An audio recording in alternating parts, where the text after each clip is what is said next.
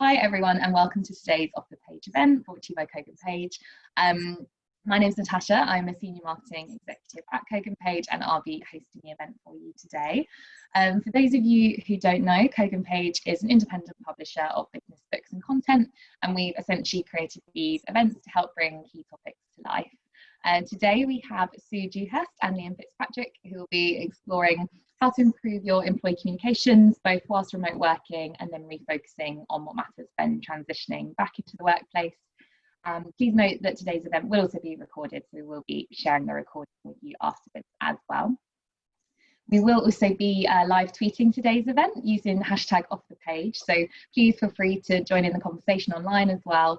And if you do, don't forget to tag us at KP Marketing and Liam and Sue as well, and you can see their Twitter handles on the screen. And if you do want any more information on the topics discussed today, remember that you can also save 25% on a copy of Liam and Sue's book by using the code OTP25 at koganpage.com. And just a few quick housekeeping rules. Please feel free to post your questions in the chat at any point throughout today's event. We will be doing a Q&A towards the end, but we'll be picking up questions for that throughout as well. So if you do use the chat, please make sure that you send your message to all panelists and attendees, just so everyone can see your brilliant questions and to make sure that we pick them up as well. And everyone should already automatically be on mute, but please do keep your microphone muted at all times. So I think that's about everything. I'm now going to hand over to Liam and Sue. So Liam and Sue are co-authors of the book Successful Employee Communications, and they're going to kick off with a quick introduction about themselves and some background on the book as well. So Liam, it's been a year since the book published, hasn't it? So would you like to kind of start with what you've learned in the past year? Oh gosh, yeah. Big question. Big question. I mean, and what a year! I mean, it's been a heck of a year, hasn't it? Because it's been, you know, we wrote, the book came out this time last year, and then the very, you know, if you're a Brit, there's a whole kind of range of different things were happening at the back end of last year. But then this year has been a year like no other, really. And what Sue and I set out to do when we wrote the book was to sort of include a fair bit of theory, but the main thing we wanted to do was actually reflect on the practice that people are doing, and the actual tasks people do. So the book's full of case studies for that reason. And it's kind of quite strange, actually, because I think a lot of the experience that people have had in the last 3 to 6 months has been like no experience that people have had, you know, ever before, really, which is kind of quite, you know, quite mad. Actually, it's been a mad old time. So what we thought to do today was we draw a little bit on some of the themes out of the book, and talk a little bit about some of the lessons we learned. And even though there have been a lot of change and people are wrestling with issues like, you know, bringing people back to work and, you know, dealing with you know, a lot of changes that are happening around, you know, the nature of the economy and how that's all shifting and that sort of thing. We do think there are sort of a number of kind of quite enduring themes that we'd like to talk about. So Sue's going to talk about objective setting and change and managers along the way. And so that, yeah. Liam's going to talk about where we add value as communicators and messaging and the importance of understanding audiences. And I know that we're really hoping to get lots of questions from people. We're also hoping that people will share some stories.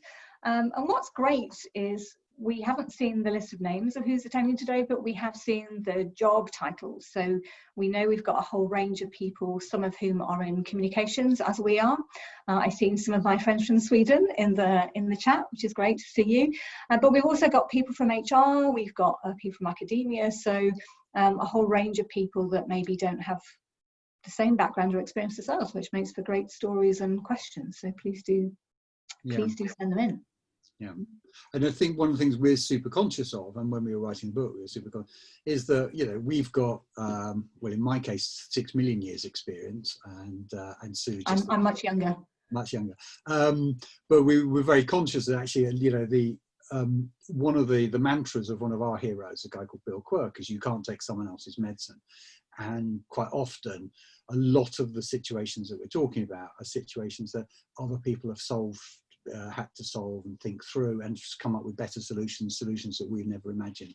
So we hopefully are going to be hearing some people's examples, and some of the questions that people ask maybe will prompt thoughts that other people will share reactions to in the chat box. So as we go through, put your questions in the chat box, but also just tell your stories. That'd be really super good. Cool. So maybe, Liam, reflecting back to how you and I met, which was actually in a crisis. Fair enough, it wasn't a crisis quite as big as this one, but I think we both experienced what I guess a lot of people have been experiencing in these past few weeks, which is that whole thing of working every hour there is, a mad mix of adrenaline, exhaustion, coupled with actually it feeling pretty good that you see what you're doing making a difference. And I think in a crisis, everyone pulls together, leaders care about communication, we're focused on the same thing as leaders are. So interesting that it's kind of the environment that we met in. Liam, how do you see the role of communications people changing since then? It's about 15 years ago, I think. So kind of the way that communicators add value, how do you see that that's changed in that time? Yeah, it's funny you mention that, because I noticed David, who I worked with, is actually logged into the box on the side. So I'm expecting him to go, yeah, and you were rubbish then as well. So any second. But the change, I actually don't think the fundamentals of communications has changed, in the sense of when we met during a crisis, we were you were working in one company and I was working in another, both going through very similar things in the same kind of telecom sector as it happened. And what we were doing was, hour by hour, we were sending out communications and messages about, changes that are happening, sites that are being closed, jobs that are being lost, new products that were going to be cancelled, and so there was a need to supply lots of information. But actually, the job of a communicator is to do that in the context of reminding yourself all the time what we're actually trying to achieve here. So in the context of the company that we worked with companies we were working for, our mission our strategic mission was keep the company afloat, keep quality up, keep cash coming in through the doors, keep customers happy, and keep costs going downwards. And we had very, very clear strategic objectives in two completely different companies, but we're both trying to do the same. And I think now it's very tempting to forget that actually that's what communicators fundamentally do. We need to give people lots of information about, is the office opening, what are the new rules governing this, what are the kind of, how are we going to manage this new situation, what are we going to do about masks or hygiene or whatever. But we still fundamentally have to remind ourselves and keep reminding the people who work for us, is that we've got customers, we've got service users, we've got cash flow to manage and those sorts of things. And so part of the challenge, I think, for communicators is keeping that sense of, this is where we add value, isn't just in the delivery of information. We're helping keep the core business ticking over and running. And I think that's really, really super important. And I don't think that's changed very much in terms of the last 15 years, because it's still the same. What I do think has changed, and you were talking to me about this the other day, was actually how we look at the idea of change and how we communicate around change, which I thought was really, really interesting when you said that thing to me the other day about it. Yeah, it's my new passion, actually. So two things that I think have really moved on in those 15 years. One is the insights we have from neuroscience, and the other is insights from behavioural science. And both things, I think, every communicator now should be thinking about having some knowledge in their kit bag. Because if I look back to those times that we had all those 15 years ago, basically the whole conversations in times of change was about the change curve. Yeah. That was our point of reference. And I would, and I still would quite recently, have leaders asking me questions like, how long does this stage last? When should I plan? When should I plan that people will move out of denial and they'll move into whatever it might be? And we all know that change, it's not like that. You can't plan the stages. So what I like about, for example, neuroscience is it gives us this more general picture where it says, well, let's understand a bit about actually how the brain experiences change. And in that case, let's plan our communication approach with that in mind. And actually the chapter in the book about change, for that reason, we wrote completely based around neuroscience and behavioural science. Thinking about neuroscience then, just in the piece about change, what I find helpful about it is it helps us understand how people might experience change. And the essential point to bear in mind is the fact that our brain wasn't developed in, for this century. It was developed a long time ago when we're all basically living in the open air. We could be attacked at any point by a wild animal. So what the brain was built to do was stay alive, basically. And to do that, it has to do two things. One is to seek out rewards. In those days, it might have been shelter for the night or food. But much, much more importantly, it was avoid threats. Because in those days, if a wild animal came out from behind a tree, it could kill you, actually. So really important for people to avoid threats and respond very quickly and very emphatically if a threat arises. And our brains are still doing that. There may not be wild animals around, but in the kind of environment that we're in right now, where the whole virus thing is a threat. I might be frightened about my job, about my company, about what might happen next. We're getting that threat response. It's also important to understand that uncertainty itself is perceived as a threat. And there's no more uncertain time than now, is there? I mean, we've never, any of us, been in a pandemic situation like this before. We have no idea, any of us, what's going to happen next. And what the science tells us about the way the brain's likely to respond to that is fight or flight, you've probably heard of. Flock or flee are the other two things. But basically it blasts us with a whole shot of adrenaline. I'm sure we've been running on that for the past few weeks. It also sends out a lot of cortisol, which is the stress hormone. And it basically diverts all its resources into giving us tunnel vision on this threat. It's very easy just to focus on the threat. I'm telling myself that's why I've been basically addicted to online news in these past few weeks, because I want to know what's happening. And when it's putting all the resources that way, it takes it away from the parts of the brain that deal with planning, decision making, creativity, regulating our emotions. So basically it's a lot harder for people to keep firing on all cylinders, basically. So I find it quite interesting to think about how the brain responds to the threats. You're going to ask me about being practical, right? Because I'm usually a practical one. Yeah, and I was waiting for you to mention Hilary Scarlett any second. Yeah, absolutely. I mean, if we're looking for a book on this, Hilary Scarlett's book is fabulous. I can see that we've got a question about other books. Hilary Scarlett's book on neuroscience and organizational change is fabulous. I mean, we've got, 3 minutes to mention a couple of key points. That's the book you want if you really want to know a lot about neuroscience during change. It's very, very, very, very practical. So a couple of practical points that I can manage in the time that we have. One is, remember that the brain likes to predict. It is a prediction machine. It wants to know what's around the next corner. We probably can't predict the events or the implications that will be around the next corner. So give people prediction in terms of process. Give them a drumbeat of regular communication, and give them timescales about when decisions will be made. And give them timescales about when questions will be answered. So I've seen that Emma Ridgen's with us today, who had a great case study in the book about the Body Shop going through big change, who basically made a big show of getting in the questions from everyone, said, look, these are the 15 areas where we know you've got questions. We can answer these 5. This is when we'll answer the rest. And it was all about giving people some sense of predictability and order.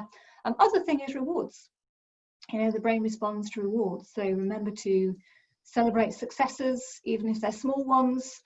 Maybe look at things people have learned during lockdown, ways of working during lockdown that we'd like to keep, and have some fun. I was talking to a friend last week who was overjoyed because her business had just sent a box of brownies, chocolate brownies, to everybody in that business. And he was really, really pleased about that. Really nice. That's quite cool. Yeah. So works for me. Move over to you, Liam, because I guess one thing about all this is we also should stop people from experiencing overwhelm, because as we said, they're not firing on all cylinders. And one thing I think at times like this has the capacity to overwhelm people is messaging, actually. I have to confess, I've given up now watching the political messaging in the UK because I found it confusing. There's too many messages. How can communicators help on the messaging front?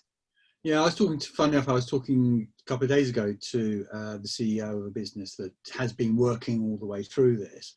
And he said right at the beginning, he said we were communicating, you know, sometimes 2-3 times a day to people because, you know, our main client was changing its, you know, what he wanted. And so he said it was absolutely everyone. We did loads of stuff. And he said, I'm not sure now though. He said, I'm now seeing a little bit of a bump in attrition. And I'm thinking, have I, you know, did I not get the message over? And actually, if you look at some of the stuff, the political stuff, I'm not going to sort of go into in detail, but I think it's kind of a universal truth around the world that politicians have demonstrated how super difficult it is to actually have a sensible message, particularly at a time when everyone's stressed out of their heads and they're panicking and we're all terrified what's going to happen. And, you know, are we allowed to go and have a beer, or we have to, you know, can we stay at home? And we, you know, and people's capacity for misunderstanding stuff, even in, you know, super clear messaging terms, is massive.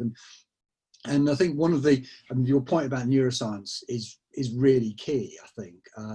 And I think one of the things that when we were writing the book that came over really loud and clear was people's capacity to misunderstand, because, you know, because they are in this world of fight and flight, and they're, you know, they're worried about, you know, what the rest of the pack are doing, and is infinitely increased during times of stress. So what we need to think about as communicators very often is, okay, let's focus on what the actions are. What do we actually want people to do?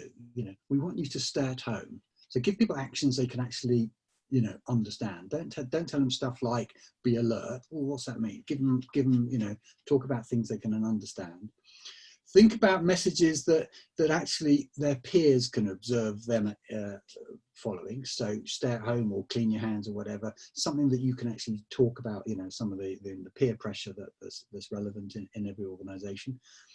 Be consistent, and, you know, about actually just stick to the message. I mean, just keep coming back to it. And I think what you say versus what you do is really super important. I remember we used to joke back in the day about us have both, when we first met, we both worked with management teams who occasionally would just do completely bonkers things where they would actually get the message wrong, because they'd say it's really super important that we cut costs, and oh look, here's the UK managing director turning up in a chauffeur-driven car and parking it in the biggest space just outside his office, or you know, so, you know, be really clear about actually what you say. And actually, if you look at some of the things that are happening right now, communicators are probably slapping their heads around the world going, you know, in the UK, there was a CEO of a major engineering company that managed to make an announcement involving major redundancies, and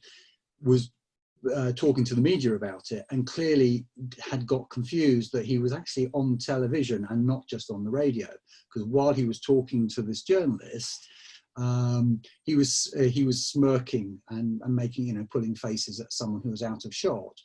And who's ever going to forget that CEO who was telling his workforce that loads of them are losing their jobs, and he was standing there with a smirk on his face? So how you do it, as opposed to, for example, some of the comms coming out of BP in recent weeks, when the CEO has clearly owned the decisions and demonstrated concern, that actually delivers much more potent punch than just the words you use. So the behaviours deliver as much as the message as whatever. And I'd love to hear people's examples in the chat box of what people do. But of course, this all assumes that actually you know what you're doing in the first place. You've got some clear objectives, clearly. Yeah, absolutely. And for me, if messages go awry, it's often because you're not clear on the purpose of communication in the first place. And I was with a management team actually last year where it became quite a difficult session to manage, because this management team had very, very different ideas about what the messages should be. And there were great long lists of them. I mean, we talk about being clear, there were lots of messages. And when I eventually managed to disentangle the mess and calm the room down a little bit, it became clear that actually they had very different opinions about the purpose of the communication in the first place. You know, why were they communicating? What was the priority for the business? What did they want people to do? And because they weren't clear on that, of course, the communication and the messages were following those different paths. So the first thing I think we would always say, whether we're coming out of a crisis, we're in a crisis, it's peacetime, whatever, is to say, start with that classic method of saying, right, what's our business priority right now? And before we start thinking about messages, I guess some of us have heard of no, feel, do.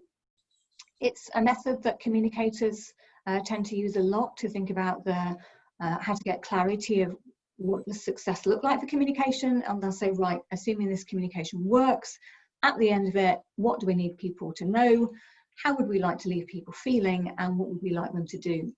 Our suggestion is to help get the clarity, actually flip that, because if you start with the no, it is really tempting to end up with great long lists of, well, we want people to know this and this and this and this and this, and before you know it, you've got 50 messages again. So actually start with the do. If, for example, we're saying, right, everyone, we really need you to focus on reducing costs. Okay, I'm sitting in my seat. What exactly do you want me to do then? Get very specific about the do. And challenge yourself or your leaders if you find yourself saying fluffy things. So I'm going to come back to the UK messages recently. You know, what we'd like you to do is be alert. What does that mean? I've seen lots of things on social media. Be alert. Everyone likes alerts. We laugh about it, but I see messages like, what we want people to do is embrace change. What does that mean? What we want people to do is be an ambassador. Well, what would I see people doing if they were being an ambassador? Get really specific about what you want people to do, and that will make the messages more specific. Also right now, coming back to Liam's points about the say and the do, think about how you want people to feel, and watch the behaviours that will contribute to how people, whether people feel like that or not. Liam's example there about the chauffeur-driven car by the door, you might think he was exaggerating. It was true, and that was actually true. And I was leading a team of people at the time who felt awful about that because they were losing their jobs. And what they saw was a very senior leader pulling up in that car every day. So how do you want people to feel, and how are the decisions being made by the organisation, the behaviours and the communication affecting that? Is it helping or hindering? And then kind of go backwards to what would we like people to do. So to me, that's something that a little bit can help with getting clarity on the messages, really. I think one thing it's important to remember, though, is communication is not just about a wish list of what do senior leaders want people to do, how they like them to feel, what they like them to know. It's also really important what our employees want. I think we're a nice bridge between leaders and employees. So, Liam, I know you talk a lot about people needing to know their audiences. Yeah, and I'm really interested to know what people on the call are thinking, how they approach objective setting, because I think that's one of the most neglected areas, I think, of our. The other thing that, and I've talked at great length about this, because people quite often say to you, well, I don't get taken seriously in my organisation, or communications only matters when there's a crisis, but when the crisis goes, back to I'm back to just running an announcement machine. And the thing that really matters when that's going to give you access to senior leadership, and where you're going to really prove your worth as a communicator, is knowing the audience better than anyone else. The challenge that most senior leaders have is that they're surrounded by lots of people who've got a version of the truth they want them to believe. The marketing director's got one point of view, the head of operations got a point of view. And if you're the chief executive, you're getting all these different versions of the truth. But actually, the communicator who actually has a pretty good handle of what's going on is in a really, very useful and important position. The other thing is that communications is a two-way process. And a lot of organizations just set up their communications to be a shouting machine. So they just shout at their staff really effectively. And after a while, staff stop listening, and you know, we know from our own personal lives, you stop listening if no one's actually listening back to you. So a communicator who really is listening to the audience, understanding what's going on, is super important. And we can learn. I mean, one of the case studies we had in the book was from Hydro, which is a major Norwegian industrial group.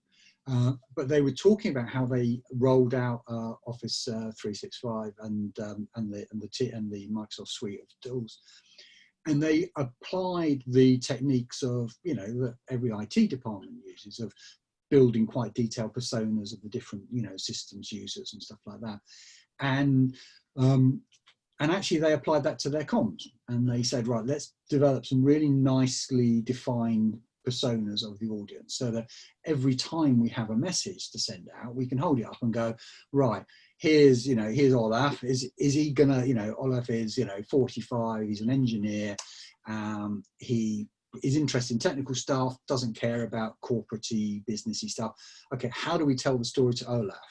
Okay, what's Olaf actually thinking this week? How do we play that back?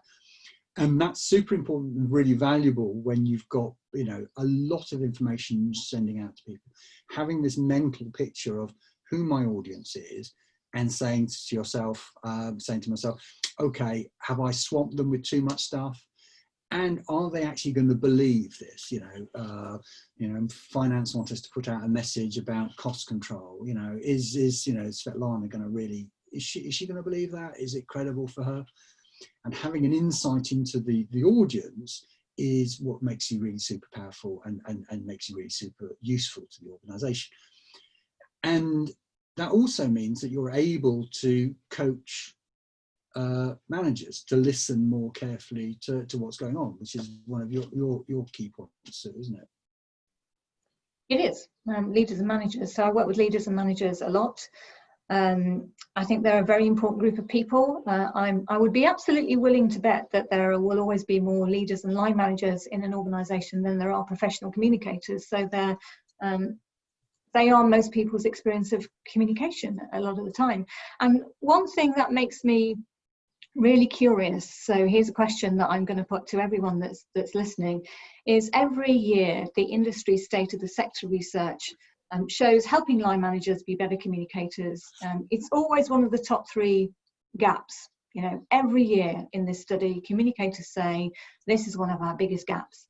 And every year I think, oh, that's interesting. Great, let's see what actions people are going to take on that. And I don't see it. And it pops up again the next year, and it pops up again the next year. So genuinely, I'm really curious about what stops us, or what is it that keeps this appearing as a gap, but we don't really seem to act on that. So anyway, that's a question for everyone. But I guess I work with a lot of leaders, and I have a huge respect for them in that they are usually very clever engineers. They invent things that I have no idea how they invent, or they work in production, and they're balancing all kinds of things from quality to safety to cost to time. They're often can be quite young with very big teams. And on top of all of that, someone like me comes along and says, by the way, we'd like you to be great about communication. And we'd like you to be able to think about it in the same way as we can. I know it's our full-time job, but actually we'd like you guys to be good at it as well. So I have a lot of respect for leaders and the things that they juggle. And I think we need to be realistic about what we ask of our leaders. It's interesting in recent weeks that I've seen a lot of talk on social media that we think leaders have had this kind of epiphany about communication, and they suddenly think communication is really important.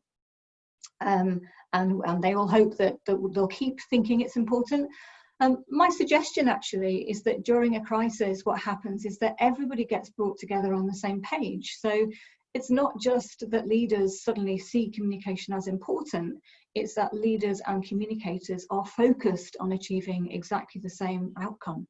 You know, whether it's helping the business to survive, whether it's, gosh, we all need to work together to find out how to get everyone in our call centres working from home instead, whatever it might be, everyone is suddenly pitched together in working towards the same outcomes.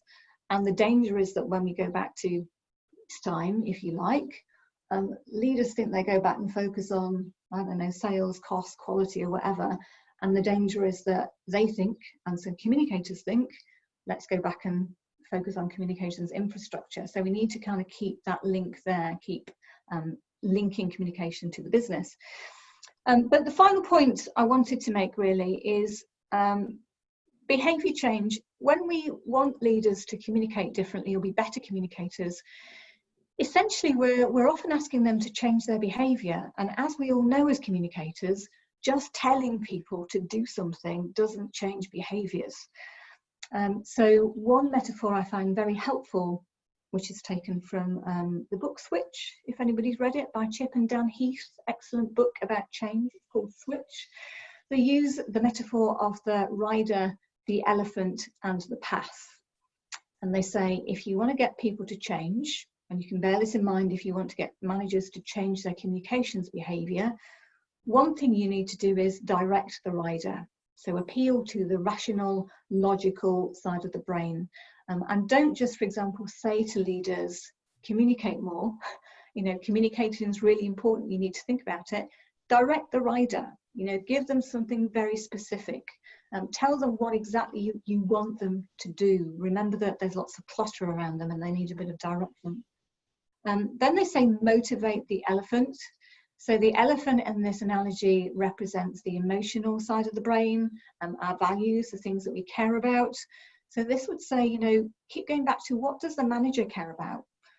So rather than thinking, great, isn't it fantastic that now all managers have had an epiphany about communication, start thinking about actually what they're really concerned about now is, I don't know, we've really got to get costs down, otherwise the business is going to go. So, you know, how do I link communication to their priority about costs? Because that's what they care about, or whatever it might be, what will motivate their elephant. And then the final thing of this analogy is clear the path. So, you know, most behavioural science would say if you want somebody to change, make it really easy for them. So give managers easy steps they can make with communication. If you can see there'll be barriers in the way of doing things that you want them to do, get the barriers out of the way. We ask managers to do the impossible with communication. A lot of the time, we swamp them with enormous briefs with no notice, and I have a lot of sympathy with them when they don't do it. So direct the rider, give them some specifics you'd like them to do, motivate the elephant, appeal to something that they will care about right now and link that to communication, and clear the path. Give them the easiest possible step they can take. If there are barriers in the way to them doing what you'd like them to do, try and shift those barriers out of the way. It's kind of my plea for managers, really. Yeah, I can't agree with you more. I mean, it's quite often as communicators, we like to think that, you know, we produce lots of content and fantastic websites and actually, you know, the latest gizmo is going to kind of solve the problem. Ultimately, it's still your manager that you go to and say, boss, what does this mean? And if we neglect managers, then all our comms, particularly at times of stress, are going to be struggling. So, and I'd be really interested to see what questions people have about that. So before we go to questions, we just to close them, the points that Sue and I just wanted to draw out was that at a time when, you know, there's lots of challenges going on, that people are kind of like, there's a frenzy of people want information and people are running around wondering what to do. There are kind of 6 things we just want to draw back people's attention back to. Is one is be really clear as a communicator where we add value. Are we just a really busy notice board, or are we people who actually going to really have the insight into what the organisation is trying to achieve? Are we really, really clear about change and how people are motivated by change? You know, are we still flogging away dead and outdated models, or actually are we taking advantage to understand how people see the world? Are we really clear about what our objectives are? Are we actually focusing on what people need to do rather than just, you know, shouting at them? And are we actually telling people in simple ways? Are our messages clear and are they tied into their motivations? And do we understand enough of the audience to actually be able to talk to those motivations? And then finally, it's about the manager, stupid. And that's really kind of where we want to leave it. And we'd just like to see what you guys say. So thank you both so much. That was so interesting. I love that analogy, Sue, as well, about the elephant and the rider. I haven't heard that before. That's really good. I wish I thought of it. It's a great one, isn't it? Yeah, it's brilliant. I did. No. Yeah. Oh, so we've had so many brilliant questions coming in, so I will get straight stuck in with those. So the first one we have is from Lee, and Lee has said, I'm a line manager within a large international company, so it can be difficult to get timely communication and hit the right cultural spot. I'm eager to get my messaging right to my people and less of a generic corporate message which misses the mark. Does your book cover good communication for line managers and non-management who work outside of the typical communications department, where sometimes the corporate communication can be too much and overwhelming? I would say the book, in all honesty, is targeted at professional communicators. So I'd hate to disappoint you there, Lee, and have you think that it's written for line managers. It's not. Having said that, certainly my husband's boss begged to read the copy of the book, and the techniques that I teach to communicators, because it's what I focus on training communicators and leaders. I teach exactly the same techniques to both. So the technique I mentioned about, what do you want people to do, feel and know, teach that to professional communicators. I teach it to leaders as well. And some of the issues I think happen between leaders and communicators is because we're not speaking the same language. So I think it actually can be quite helpful to have the same techniques, similar frameworks, because then you're talking the same language. But to your point, Lee, we didn't write the book. I think it's fair to say, Liam, for leaders, we did write it. It's targeted at professional communicators. But if Lee wants to buy a copy, we'll invite him to the launch of our yacht. The only other thing I would add is, I think the advice communicators should be giving line managers is the advice that Sue mentioned. And there are two other points of it. The one is that people want their manager to be authentic. They don't want you to be the kind of an animated notice board. They will make judgments about whether your message is true or reliable or credible based on a judgment they're making about you as a person and as a human being. So if you're authentic, that is super important. And if you struggle occasionally, because we all do, to be authentic when we've got to, deliver a straight message and we know that there's some bad news, is remember that you have one mouth and two ears. And if you use it, if you listen in proportion to that, then if you listen twice as much as you talk, then actually 9 times out of 10, people just want to be listened to. Being listened to is so close to being loved that many of us don't know the difference. And I think spending time listening to people, getting them to talk about their concerns, helps them make a judgment about whether you're the sort of person that's going to lead them into the valley of death, or you're going to be the sort of person that's going to look out for them and do the right thing by them. So that would be my advice, Emily. But buy the book as well, Very, very good advice on both accounts. I've just seen a question pop up from Mark. I will go back to some of the ones before as well, but just linked to what you were saying, Liam. Mark has asked, should leaders write their own messages so they are more authentic? What do you think about that? Or is that dangerous territory? That's a really, really, really good point. And it's a perennial issue, isn't it? Because people have talked about, should I let my chief executive blog, or, what? And I think Sue and I have probably done both over the years. The ultimate thing is spending time coaching the leader on their message and helping them think through, okay, how are people going to hear that? And then actually coaching them to talk it through is really useful, but ultimately they've got to say it. And one of the things that I did years ago, and I know Sue did it as well, is actually look for different ways to take the manager or the leader out to sit with people. Some managers are great at big set piece events. Some managers are probably a more intimate setting and perhaps a small focus group or back to the floor type exercise. And make sure the context is right for the leader to be authentic in. If there are some leaders who, basically they're introverts. They hate standing on a stage in front of 10,000 people, and every fibre of their body is screaming, I hate this.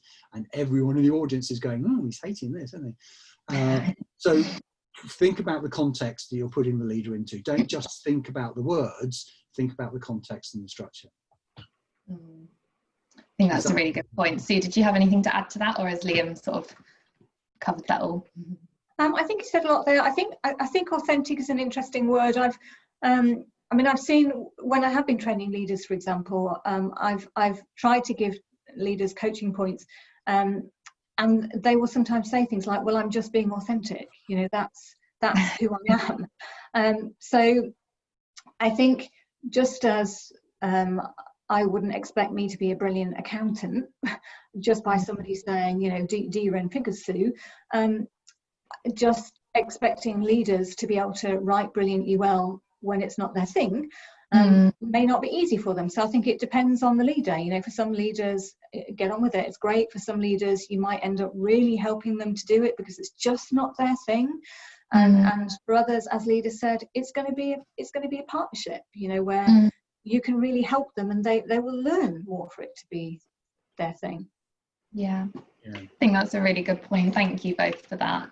So the next question we have, which is kind of flipping back. Sorry, Liam, did you have something to add there? I was just going to say, just tail on that, because I just seen a question pop up about introverts.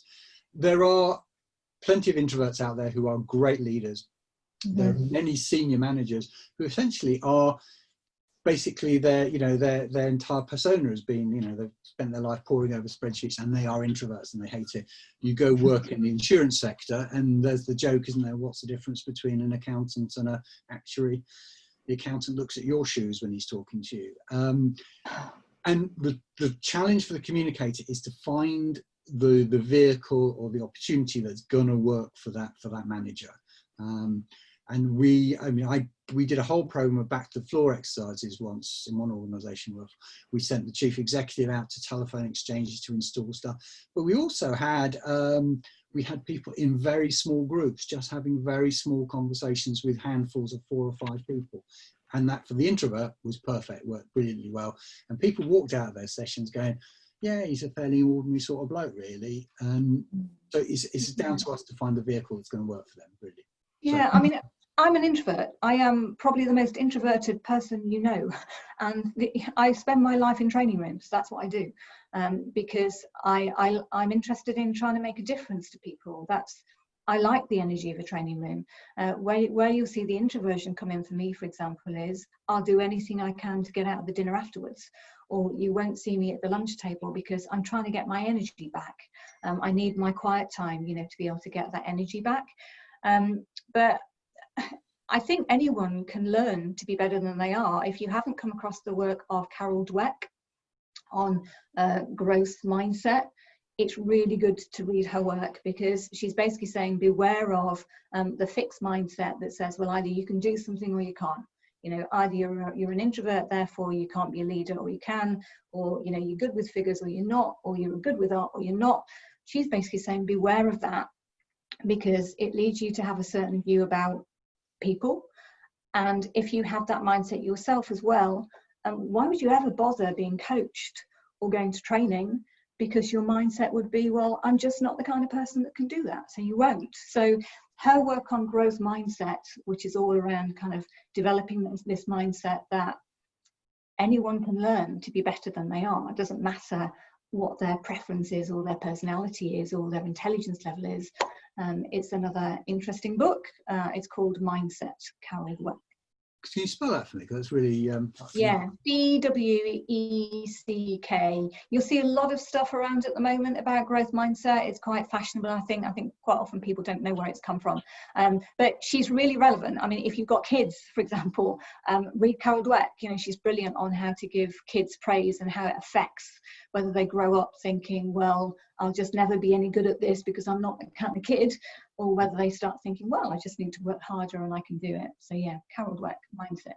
Cool. Brilliant. Thank you. Great recommendation. That's great, Sue. So the next question we have is from Aishia. I hope I'm pronouncing that right. And she said, what are considered to be the most effective methods of communication?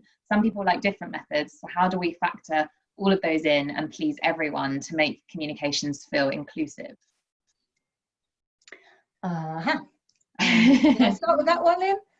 Okay, so two things I guess I'd say. One is to say you need an infrastructure a channel, what we would call a channel infrastructure. So yes, you would look at the kind of people that are working in your organisation.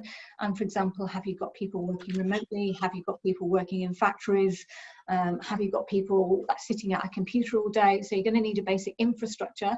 But we would always say, if you're, for example, looking at communication now, or you've got a specific project or a change, think about the methods last. And let yourself be guided by, for example, your communication objectives. What is it you want people to do? How do you want to leave people feeling on this occasion? What do you want people to know?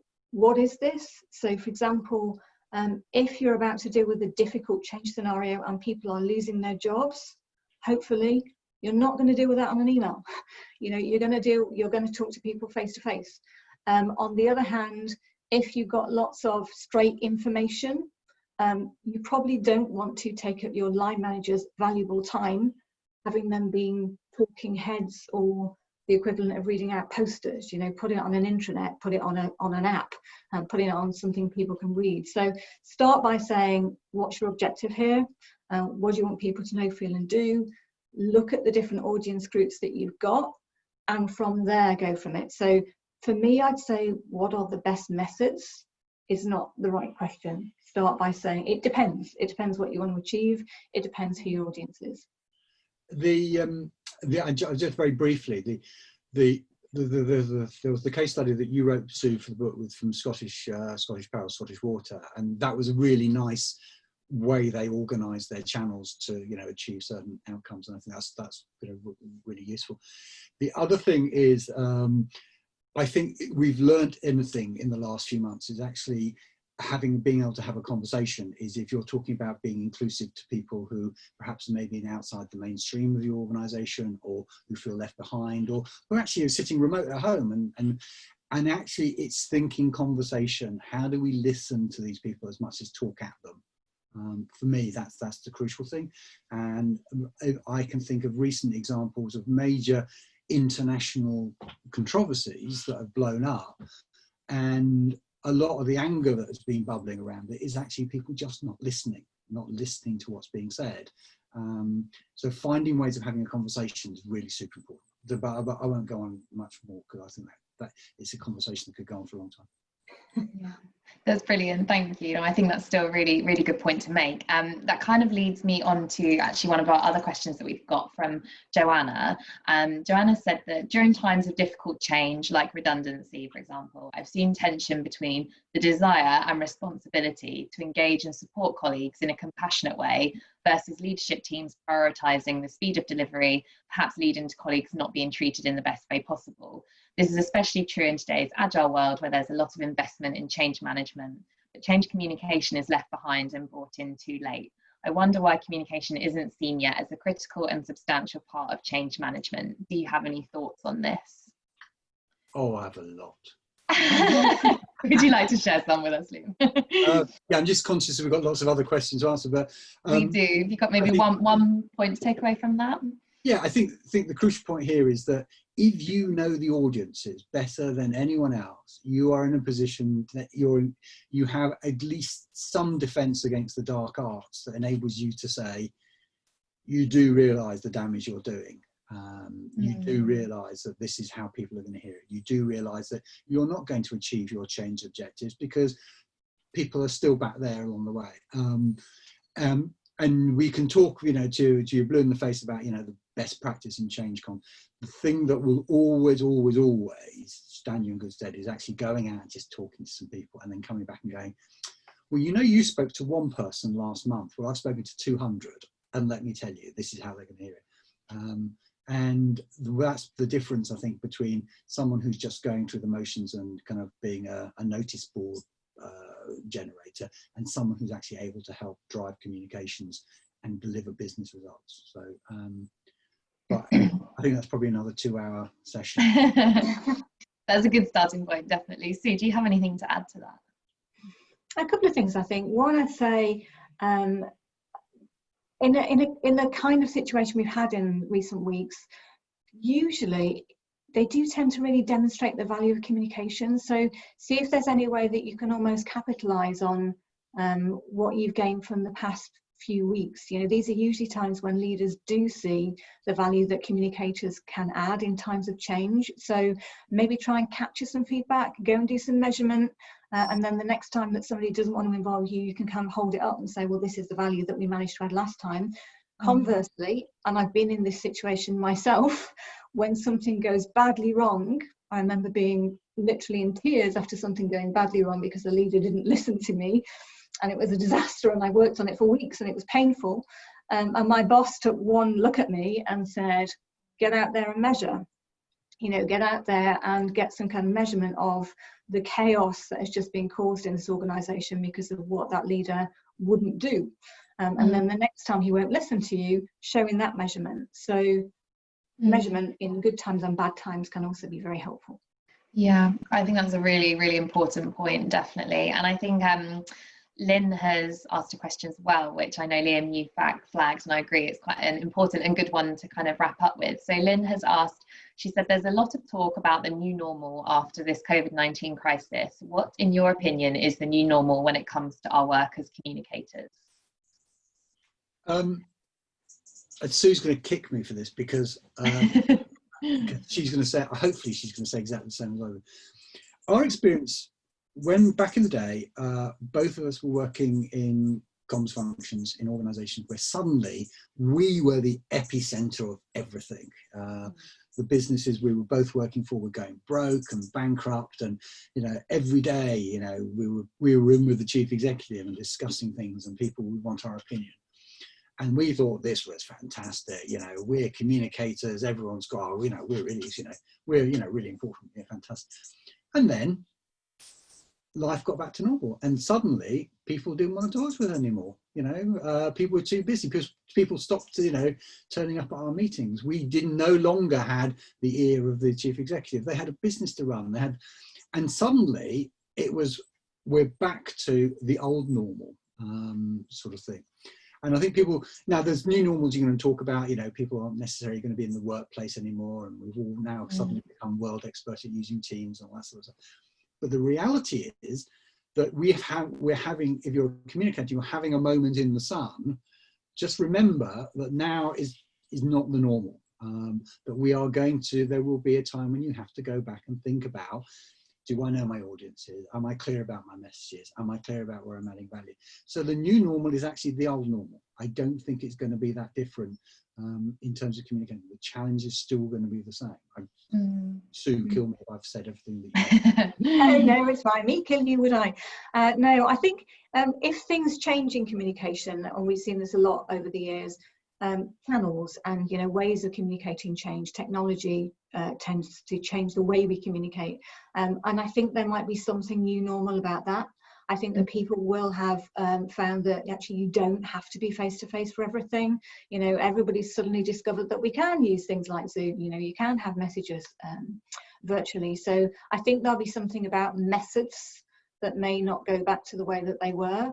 But as Liam says, I remember this myself. You kind of come at the end and think, oh, they've realised how important I am. This is great. I'm being invited. Finally. Actually, after going through a really big period of change, believe it or not, I lost some of my team because the business ended up saying, oh, we've done all that change now, and you guys were brilliant, absolutely fantastic. Thank you so much for everything you've done in that enormous change. You're so good at change communication, and now we've done the change, so we don't need you all anymore. Thank you, bye.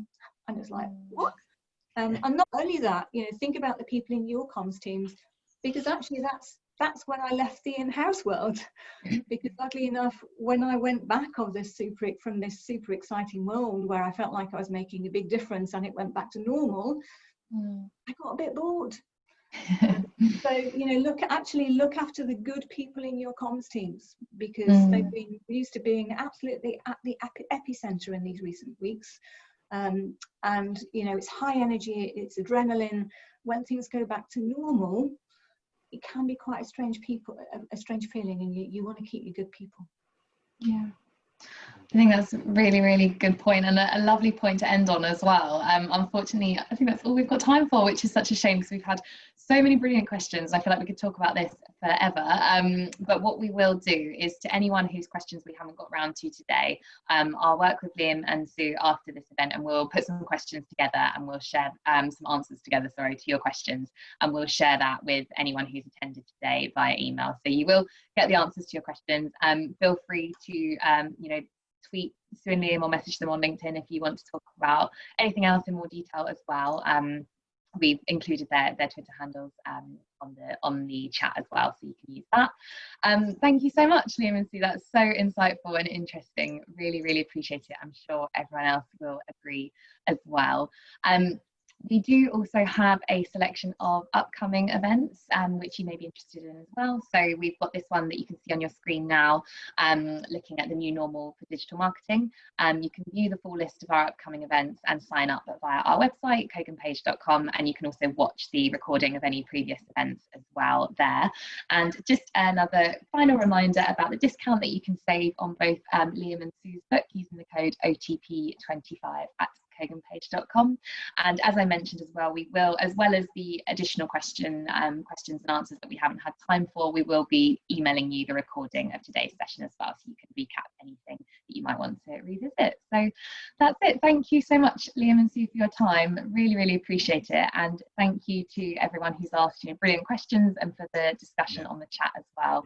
We hope you've all found it really useful. So thank you, and have a great rest of your day. Thank you very much, everyone. Thank you very much, everyone. Thank you. Take care. Bye. Bye.